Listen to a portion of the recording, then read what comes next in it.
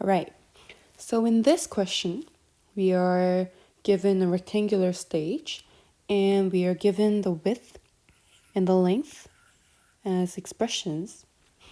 And in the first part, the question is, what is the area of the stage? So come up with an expression that gives the area of the stage. Okay, the area of a rectangle is given by the width times the length.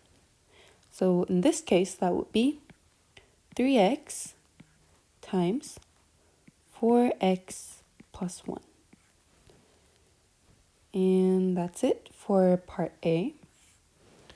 And in part B, so if x is 3 meters, what is the area?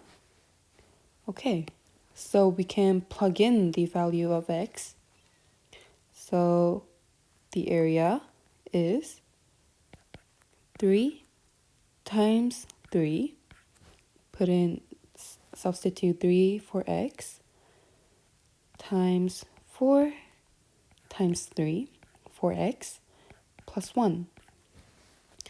And that is 3 times 3 is 9. And 4 times 3 is 12 plus 1 is 13.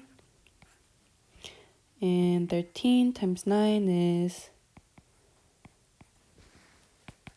117. And the unit would be, x is in meters, so the unit area would be meters squared.